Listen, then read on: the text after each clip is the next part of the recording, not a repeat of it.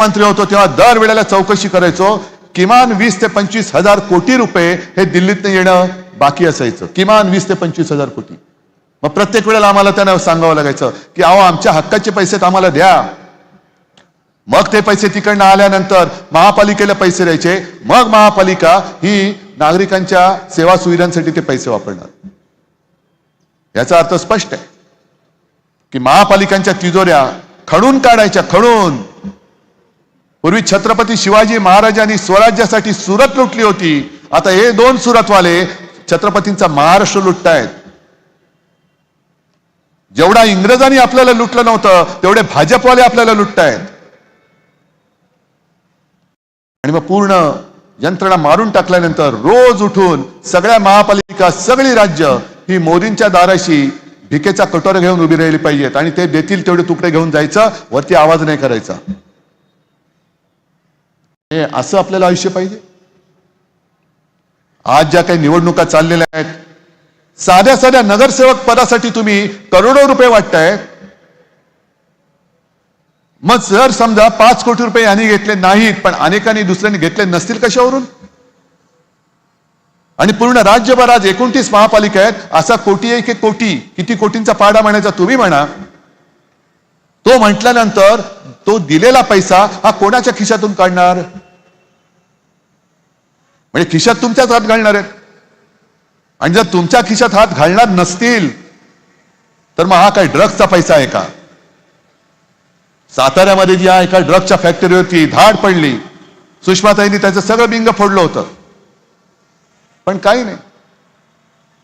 देवेंद्र फडणवीस, मी म्हणेन एवढं कोडगं सरकार आजपर्यंत महाराष्ट्राला कधी लाभलं नव्हतं. कोडगे आहेत सगळे, निर्लज्ज आहेत.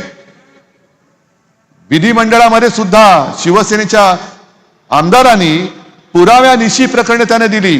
कोणाचे डान्स बार आहेत, कोणाच्या काय अवैध खाणी आहेत, काही नाही. Clean chit, clean chit. आम्ही काही जर का केलं तर बोंबा बोंब. आम्ही करतच नाही पण बदनाम करून टाकायचं.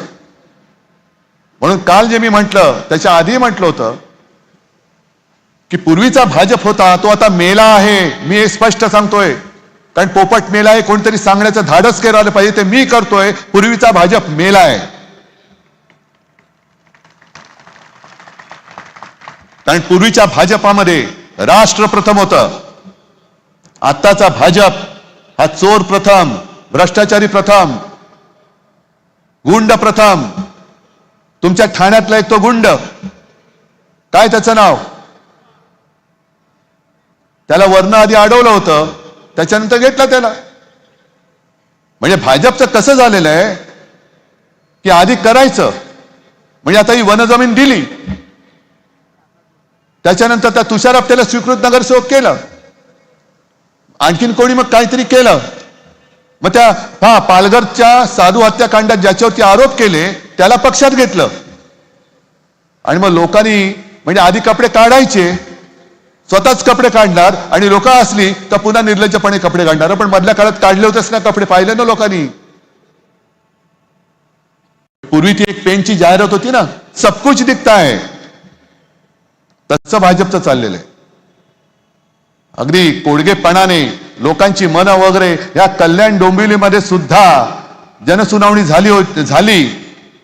अदानी सिमेंटचा प्लांट टाकतोय ना, अदानी सिमेंटचा प्लांट कल्याण डोंबिवलीमध्ये. प्रदूषण होणार आहे. आज बऱ्याच दिवसांनंतर माझ्या वेळेला एकदा झालं होतं आणि तेव्हा मी त्या प्रदूषण करणाऱ्या फॅक्टऱ्यांना टाळं लावायला सांगितलं होतं. मला आधी सूचना दिली कोणीतरी, कारण सगळे कसे जपून जपून असतात.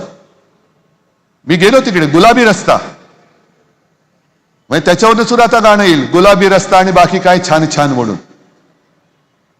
गुलाबी रस्ता झालेला. मी गेलो, खरंच गुलाबी. म्हटले कसं काय झालं? कारण मोदी आहे तो मुमकिन आहे. रस्ता गुलाबी पण होऊ शकतो, गुलाबी आणखीन काही होऊ शकतं. मोदी आहे तो मुमकिन आहे. आणि मला मग मी विचारलं याच्यावर उपाय काय? मग मला अधिकाऱ्यांनी सांगितलं की साहेब आपण असं करू, यांना सांगू 6 महिन्यामध्ये तुम्ही ज्या गोष्टींमुळे प्रदूषण होतंय ते प्रदूषण होऊ न देणारी उपकरणं लावा, नाहीतर आम्ही तुम्हाला बंद करू. म्हटलं नाही, तसं नाही करायचं. त्यांना सांगायचं आधी तुमच्या कारखान्याला मी टाळं लावतोय, तुम्ही ताबडतोब ती उपकरणं लावा, 6 मिनिटात लावा, 6 तासात लावा, 6 महिन्यात लावा,